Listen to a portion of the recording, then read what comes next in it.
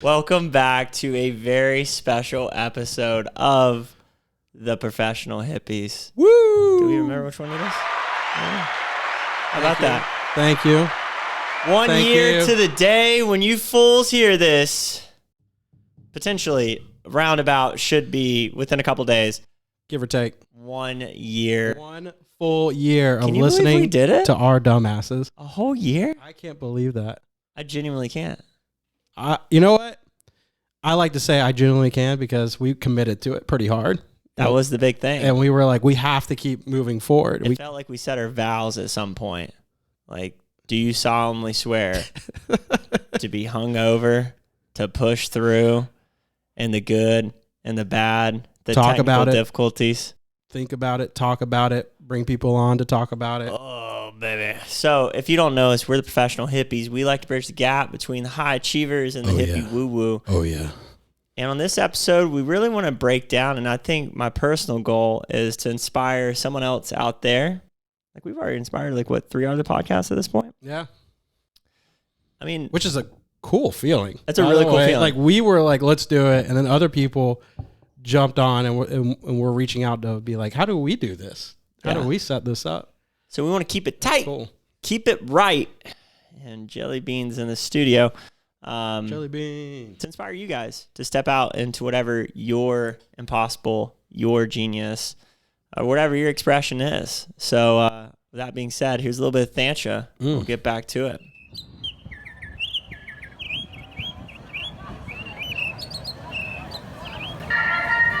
All right, boys, let's remember our training. 5, 4, 3, 2, 1.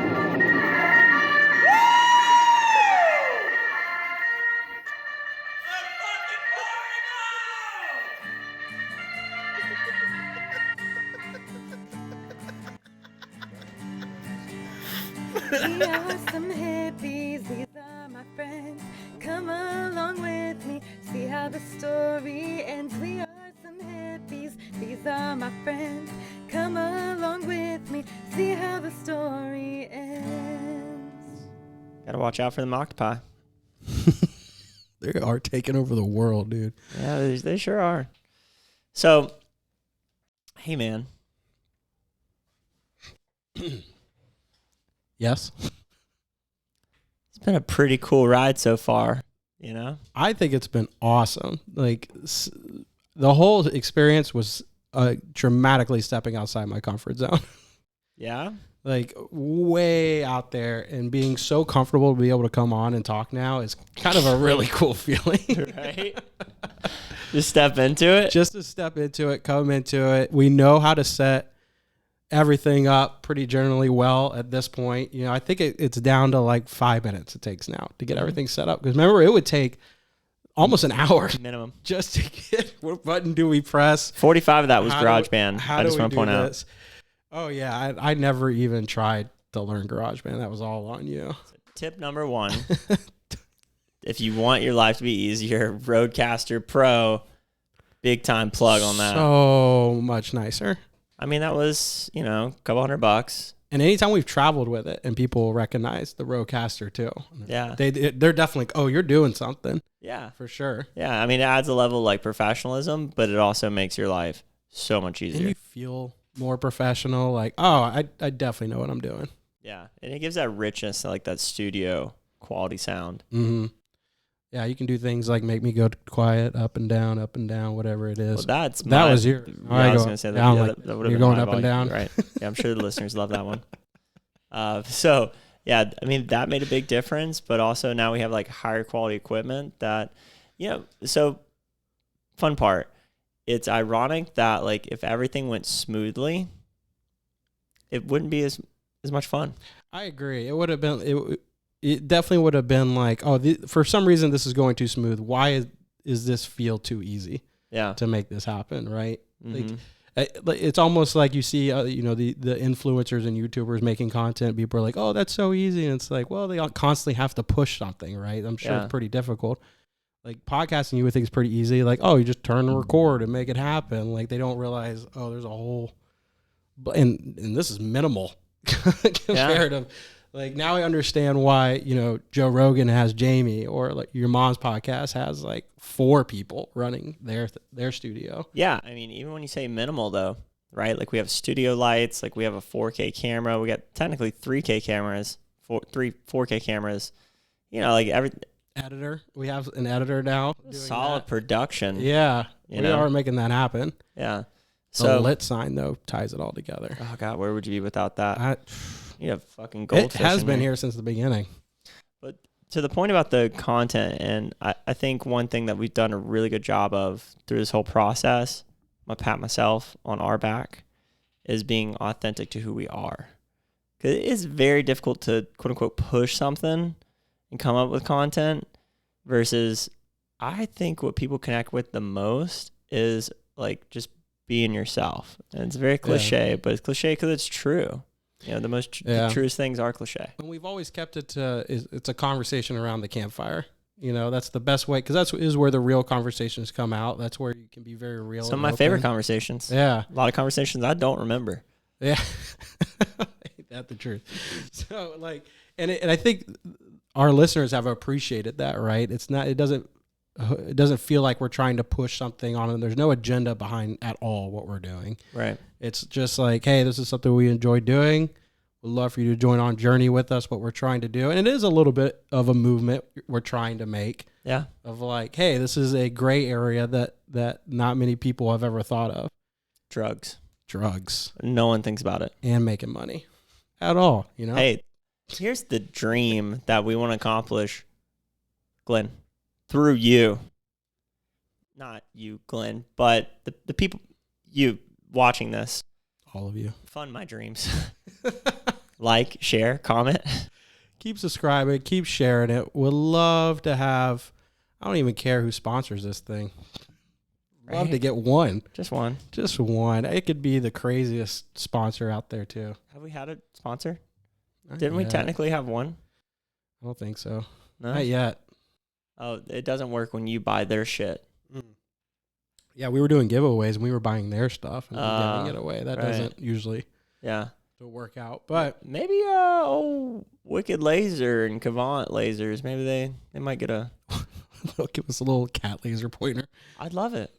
I'd love it so much. Here you go. Give that away. It'd be way better than a gift bag full of shit that was too big for me. Yeah, that's true.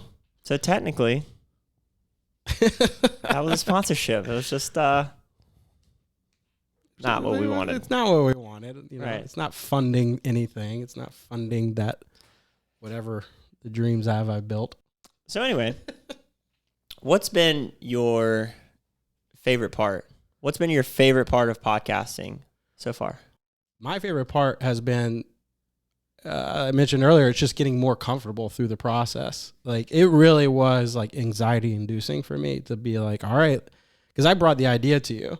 And I was already stepping outside and you were like, yeah, I've already been thinking about wanting to do this anyways. Perfect. Let's try this. And like, you could probably hear it in my voice. I was super nervous, like to go ahead and do that. Just putting myself out there to the world. And I don't know what I'm going to say or do or talk about. You know me, I'm pretty spontaneous on things. So like, was a little worried about that, but I've noticed like I've gotten way more comfortable with it. Just talking and being on camera, and then just meeting cool people along the way has been fantastic.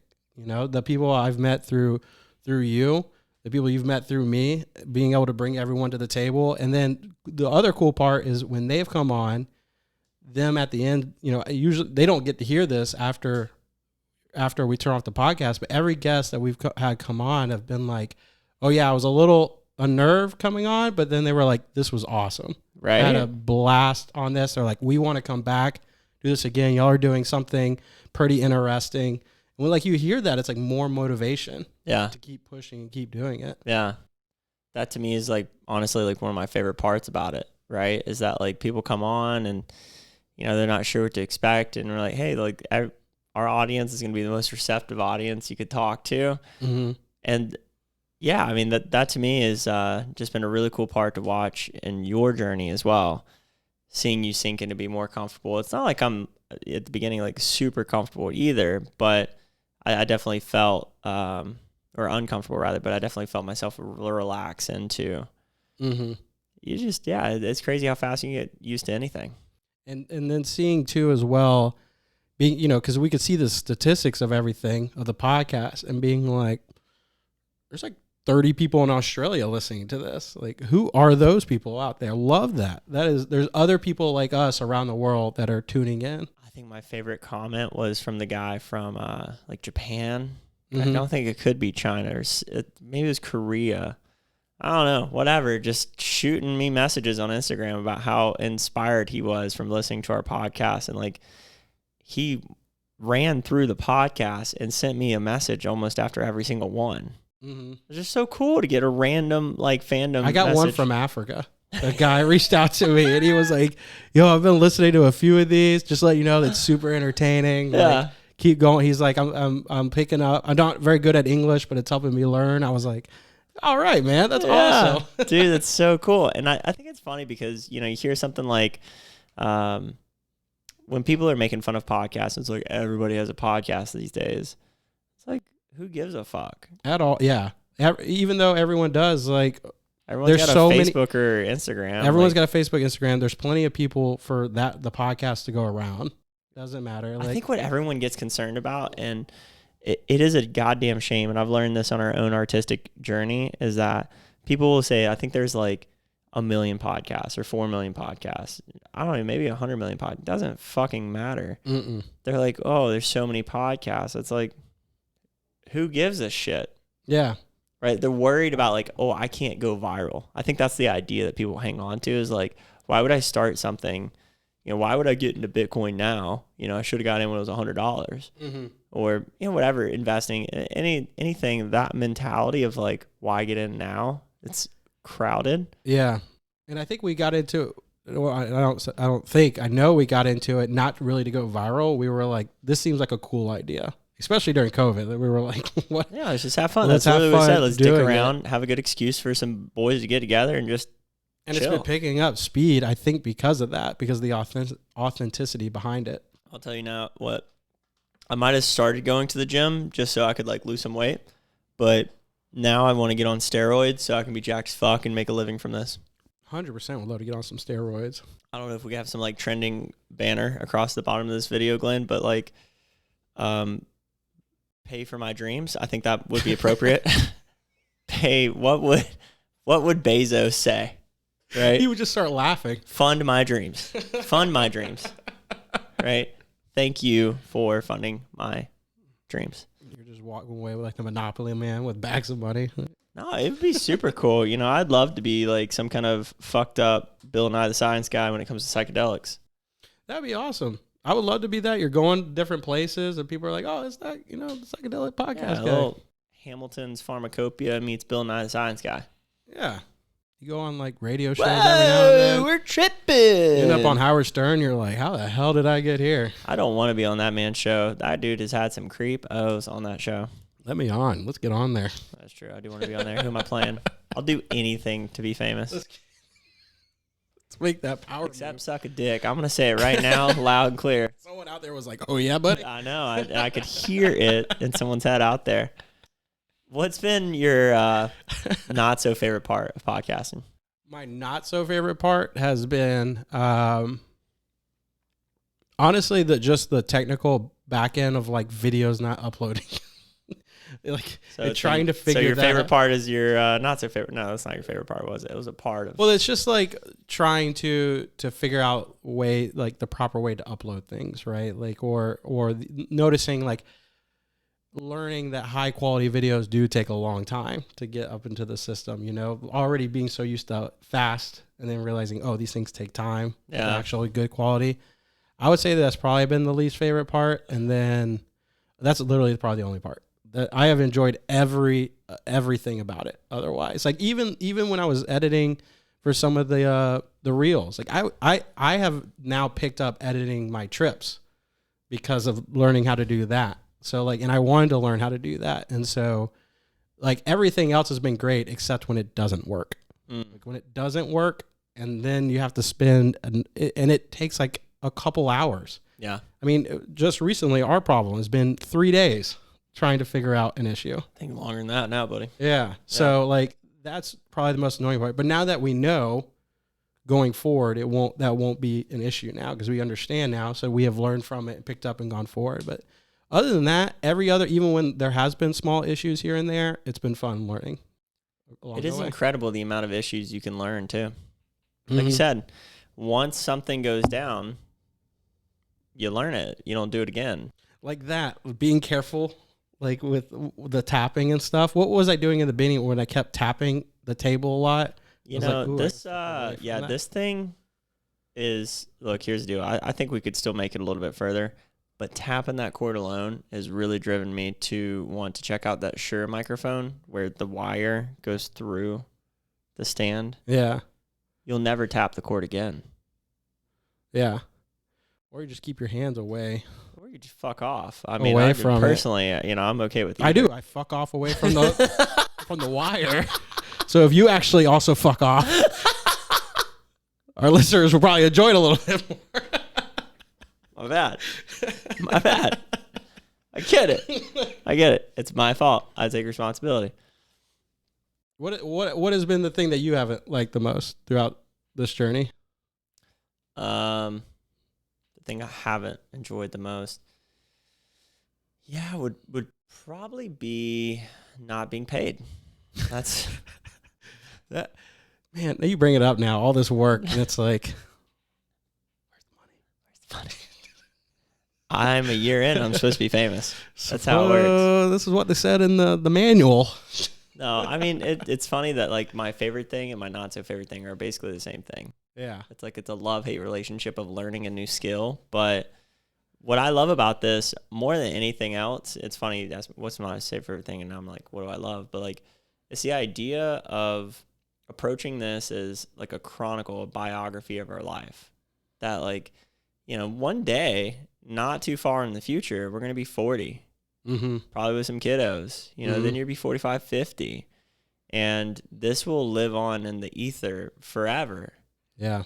What I would give to go back and hear my grandfather's thoughts, my great-grandfather's thoughts, my great-great-grandfather's thoughts, just capturing like pure essence of who they were versus trying to get an idea of who they are through a photo album or stories. Like, I would love to think that one day I'm going to give my grandchildren an authentic experience of who their grandfather was at this age, but none of it's going to capture like the 420 podcast. It's just not like stuff like that. Yeah. Yeah. I just want them to understand like how much of a fucking knucklehead I was at this age, and just capturing stories that we forget. And like, I still have the podcast from when we went to Tennessee, and, thank God one of the microphones didn't work, but like that's blackmail that lives on forever, right? People don't know there's probably 5 or 6 episodes that we haven't even aired. Yeah, there's 5 or 6 we haven't ever aired. Yeah. They won't be until we are famous. So if you help us out, you will get those 5 or 6 episodes. Yeah. We would like to attach our Patreon below, OnlyFans, it's like, hey, help a broke mofo out. We don't want to get canceled just yet. We want to hold off a little bit longer. That's on right. that. So it's kind of it's funny. It's like my favorite thing of learning a new skill is also like the part that I'm like, you dread, but you do. I've treated it like a job, like a second job of trying to make this work. We have scheduled regimen, time to go over it. We have time. We have the podcast recording time. We have time to edit the video or upload it wherever we need to. Like, we have regiment times just like you would for a job schedule. Yeah. And picking that and thinking about it that way has driven me more to be like, okay, if we keep pushing with this will turn into something eventually. Yeah. Thank God for Glenn. Yeah. Big shots. Man, this is going to be interesting. It is. It's going to be interesting what he's coming. He's got some cool ideas, it looks like, coming from as well. So plug for Glenn. He's going to be our creative director. Everybody that's listening, if you're seeing something, Glenn, throw something up. Let him know you're there. Maybe it's you. So moving forward, man, I'm curious, what's the vision that you see for wanting to develop this into? I would like to definitely grow this to the point to where it does become such a serious thing that we do have an actual studio that we go to. or just something of that sort, to where like you go to a regular job, you know, like, oh, we got to go to the studio. Imagine one day we get to say that. We're like, oh, we got to go to the studio. Or you tell a guest like, yeah, we got this sick place overlooking here, you know, come do it. We got some darts in the back. Whatever you want to do. You know what we should do is start microdosing a little bit more for the episodes. I think that would be pretty interesting. I've never done that. Haven't done that part yet. So I would enjoy doing that. Need to plan a little bit more. I did it for the first time in Mexico. Yeah. At a business meeting. At a business meeting. How did that go? It was cool. I told everybody like the next day because they picked up that I was a little like irritable. Yeah. But my number one trigger is that if you tell me that there's a time expectation on anything, I get locked into it. Mm-hmm. I don't know why. It's just always been something for me. I don't like being late to things at all. And I can't stand a meeting going over. Mm-hmm. Cannot stand it. I do hate when the meetings go over. I hate when they get I hate when bosses get mad at you for being late, but then I hate when they go over. Yeah, because it's like, hey, if I'm fixing my thing and I'm coming in on time. Yeah. You can't go over. You can't give me that shit and then keep going over the time on this. Yeah, and I think what it really comes from for me is just the understanding of like how precious my time is, but that doesn't mean I always value it as precious as it is. I only notice it at certain times. Mm-hmm. And so it's like been a big reflection tool for me that if a meeting is running over, you know, especially from a leadership perspective, there's something you could have done ahead of time to protect your most valuable asset, which is time. Mm-hmm. Right? So it's like a lot of overexpression, but if you're in a creative state, you know, let's say you're working on your business, not in your business. You're not discussing P&Ls, but you're discussing bottlenecks in the business. A lot of times, those are the meetings that have a tendency to run over, but it's very valuable for them to run over because you'll be caught in flow state. And it's almost a paradox that the brain will catch flow when it releases of what you're doing in the shower, taking a shit.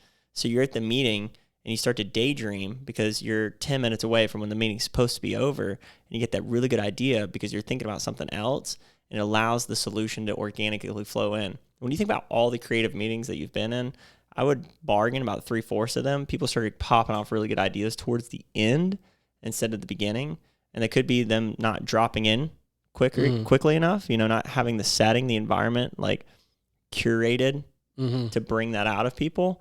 But it's just kind of something that I've noticed. And so, like, you know, playing tight, hang loose. But I see where you're coming from on that too, because there have been episodes, for an example, that we've done here where when we just jumped into it, we were a little bit rougher. Whereas when we prepped a little bit, conversated a little bit, got more into the setting, it flowed even better going into it. So I definitely see what you mean. Like when people are in the meetings towards the end, they've settled in. Okay, this is here what we're talking about. Got it. Yeah. And now my mind can flow a little bit easier into the process. And the only distinction that I'd like to invite in is that like that's when it's a creative duty versus the objective is clearly defined. Like, hey, if we're going to go over numbers, and this is something that I really need to work on myself. Like if people are talking about a result, everyone's different. Mm-hmm.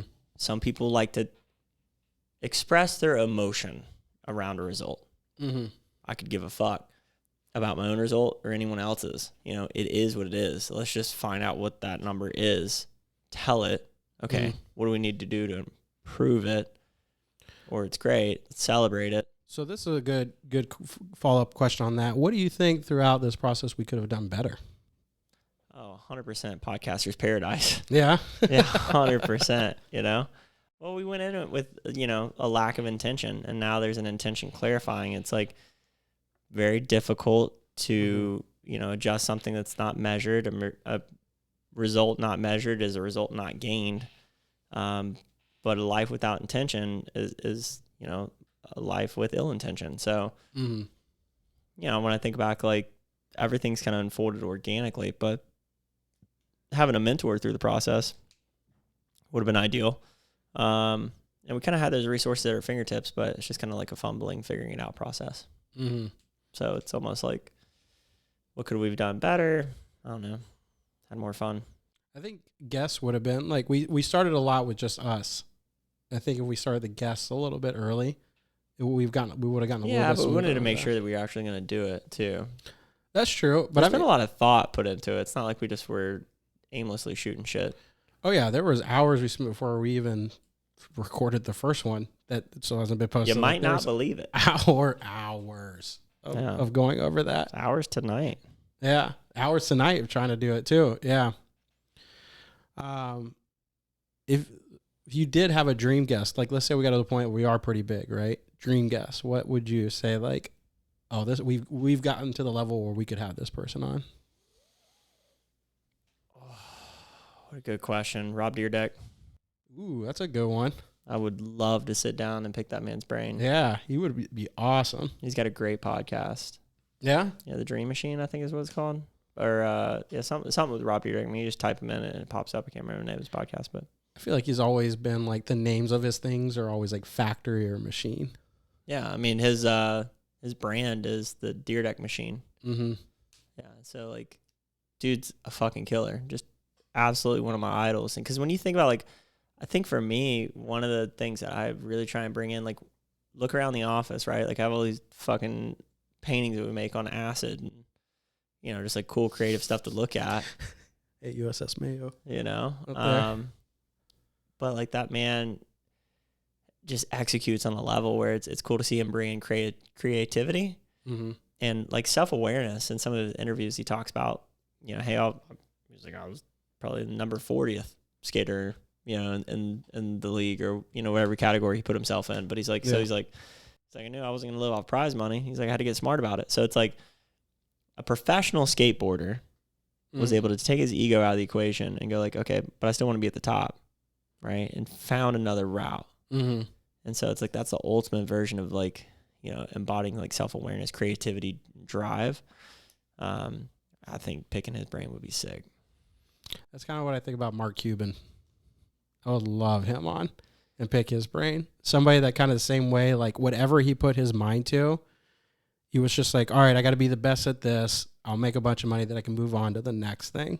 Like, I mean, what he did in college is what I did in college to pay rent was he basically threw parties and collected money, and that's how he paid his rent. And he became the best at that location.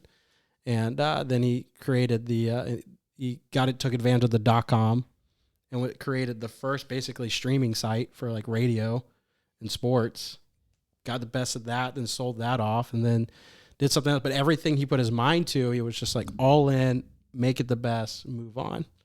And then, but has always also been like, I'm a professional, but I'm not like everybody else when it comes to this. And I feel like you and I are not the same. And I'll see you at Burning Man. I feel like Mark Cuban is definitely somebody that's been to a few Burning Mans. I don't think I don't think so. Maybe. I like to think so. Yeah, I mean, I'd like to think a lot of things, but you know, a ruler still calls 6 inches 6 inches, huh? Yeah.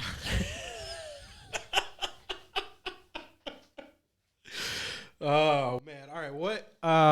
Funny question. I got a funny question for you. Yeah. How many chickens? Because you know the chickens around here very well. Everyone knows the chickens around here very well. Okay. How many chickens? The chickens around here. Do you think it would take to take down a full-blown elephant? So glad that question went in that direction. Follow up. What direction were you think I was going with that? Yeah. No comment. Well, let's think about this. Your average chicken probably takes up the footprint about this size of printer paper, maybe a little bit larger, right? Counting feathers. But if you're talking meat and potatoes, I'd give it about a printer page. So, you know, that factored in with really fucking nothing else, I would go 1,000, just a nice round 1,000. Good 1,000? Yeah. There's not really much meat and potatoes on them, but they're mean. Well, the thing is that an elephant gets spooked by little things, right? Mm-hmm. That's what's the whole like elephant in the mice thing, right? Mm-hmm. Again, I don't know if that's factually accurate or not, but I just picture like 1,000 chickens. That's, you know, I know what 30 to 50 chickens looks like. Yeah. 1,000's a fair amount. The trunk will probably take out a good 30 immediately. That is the thing, though. It gets getting backed in a corner. Now it's just got a chunk going around. Yeah, you know what? I might go 10,000. 10,000? 10,000 Sounds like a pretty good number. Yeah, because you need to think about it. An elephant's gonna work coming at through the feet. It's got to come at the feet first. An elephant's gonna work through 1,000, no problem. Yeah, No problem. I think so. I could fucking look at 1,000 and be like, this is not gonna be ideal. Yeah, but I'm gonna work them. Because the chicken could it not cocks. You got 1,000 cocks coming at you. Yeah, dude, you're gonna get fucked up. Do chickens have the spurs too, or is it just the cocks? Just the cocks. I mean, a cock is a chicken, so is a hen. Oh yeah, I guess I was calling in my head a hen of the chicken. Okay, right. So right. hens don't have the spurs. Correct. Just the cocks. Interesting. Right. So now that also, because the whole time I was thinking hens taking on this elephant. So yeah, so hens. It's 10,000 hens right coming at you. But now you switch it to cocks. How many cocks coming at an elephant? Oh, for sure. A healthy 3,000 to 5,000 would take down an elephant. It'd bleed out. Spurting. It'd bleed out so fast. Getting the toes. Not so fast, but yeah, for sure. 3,000 to 5,000. Interesting. Yeah. I'd love to know what everyone else listening to this podcast. Yeah. I don't think they know the chickens as well. Right. Around here, though. Yeah, no, I mean, like, hey, if you guess the number, we'll send you a prize. We'll put it to the test. One lucky winner will get a dead elephant carcass. Probably some chickens. Probably some good meat, though. Probably delicious. Elephant? Yeah. You think?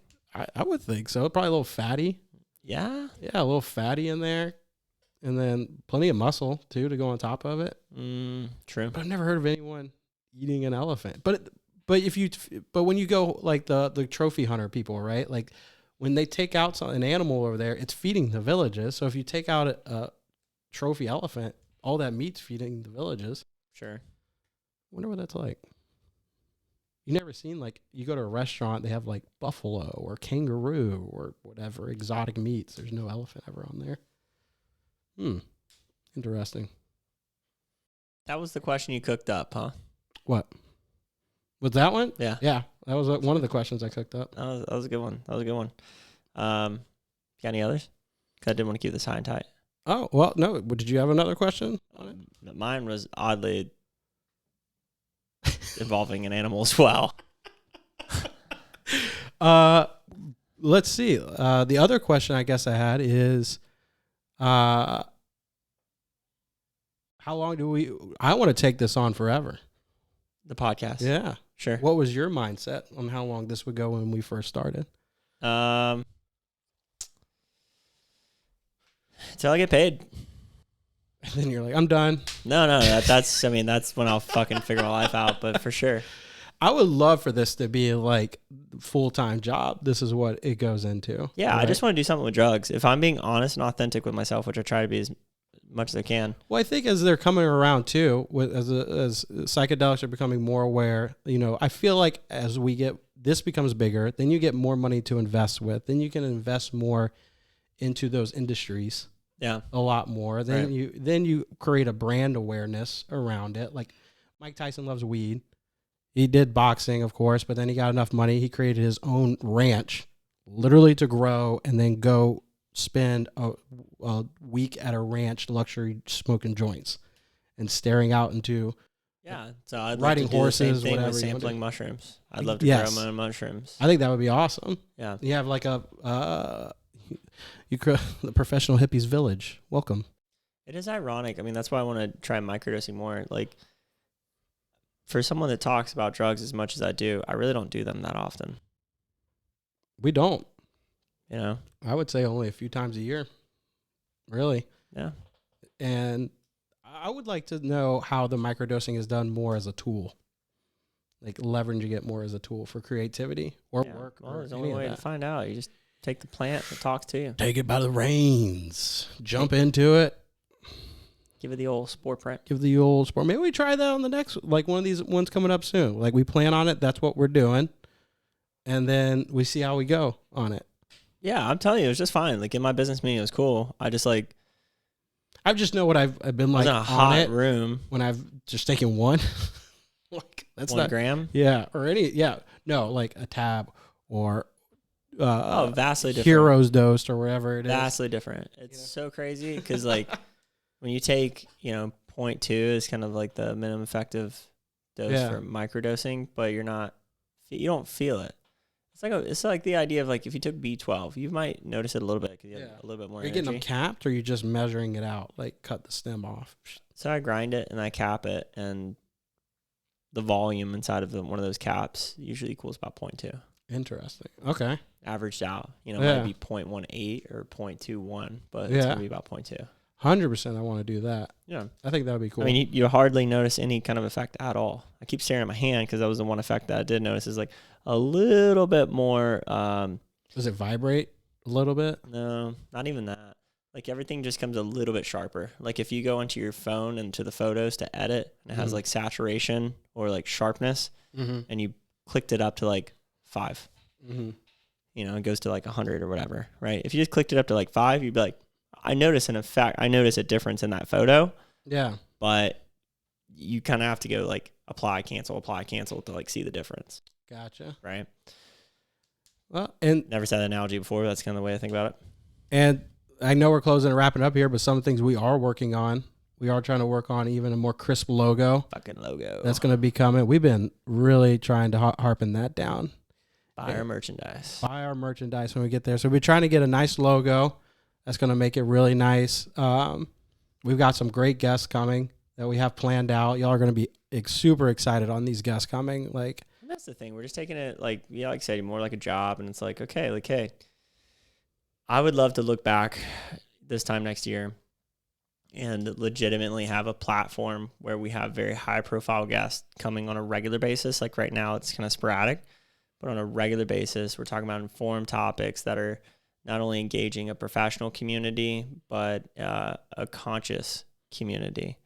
And so I think, definitely both of those, some funny ones here and there in between, but getting that level of like the high level people we want to have brought on in every kind of aspect of the realm of psychedelic studies, festival industry, a little bit of everything that kind of comes in the midst that people don't really think about what's going into these, and getting people to think about it more. Because I think that's part of what will help that area grow, is bringing in this idea that we're doing of like, it's not just all fun and go party and have stuff. Like there's a really actual tool behind it. And if we're creating this and putting a platform for it to grow and bringing people on to talk about it, it's going to help get the word out there a lot more. Because I think a lot of people do have podcasts where they just talk about their weekends at the festivals. And I know we were doing that a lot in the beginning, but I think there's not as many platforms where Tim Ferriss is a great example, right? Huge platform where he talks about this, but there's not a lot of platforms like his where it's getting that information out there a lot more. And I think the type of people that we'll be able to reach starting out are going to enjoy listening to us, not only just having fun on this, but also bringing an educational purpose. And that's going to get the word out there more as well. And I am going to feel proud that we helped that. Once it, 5-10 years down the road, and we've created a great platform, and we can say like, oh, we're a part of that, and we've helped to get to that, and people will recognize it, and we'll have some great sponsors that want to be a part of it too. Yeah, absolutely. And, more than anything, I think about like the direction of wanting to make a meaningful contribution in the realm of psychedelics. One thing that I've always felt firm about, and to quote Hamilton Morris, paraquote, I love the idea that psychedelics and recreational medicines can have such an impact on someone's consciousness and their ability to have healing and traumas and awarenesses. But if there's one thing that I would love our platform to express, is that you're a fucking adult and you should be able to do whatever the fuck you want as long as it's not harming another individual's interests. So you're here. That's where I stand on it. Like I want to be able to live my fucking life, and I want to empower others to do the same. Whether that's thinking that, what sparked the idea for this podcast in the first place was me personally doing nitrous with a high level C-suite executive at 4 a.m. and being like, dude, what the fuck are we doing? And him leaning in and being like, hey man, I forgot to ask you earlier, but like, can you please not tell anybody about this? I was like, yeah, no shit. And there's a fucking orgy going on around us. Yeah, you know what? It would be pretty cool if most people understood. It wasn't like directly around us, but it, you know. Next to the bathroom. Sure. But it would just be like cool if like the people that I've done recreational or healing drugs, medicines with would blow some people away. Would absolutely blow the fucking lid, or the stories that people have confided in me, where it's like they feel like they're in the closet about like there's some kind of shame attached to them having a monumental breakthrough in their adult life because of their childhood trauma. You know, it's like no one should feel ashamed about the life that they want to live as long as you're not imposing your belief systems on someone else or literally taking physical action to harm someone else. Like, live your fucking life. And so that's what I want this to make a stand for, and humanize the idea of goal setting, that you can be a really cool professional person, a really cool person. You can have goals, you can have dreams, you can go after them, and you can be a fuck twat too. You know, like, who cares? Live your life. Have fun. Do something. Do fucking something. Just listen to your fungi and savior. Maybe that's us. Maybe it's not. I'll be your fun guy. It will be our. Well, we will be your fun guy. We'll be your fun guys. We'll be your fun guys. We'll lead you to the promised land. I promise it's going to be a great journey along the way. Cheers to another year. Cheers to another year.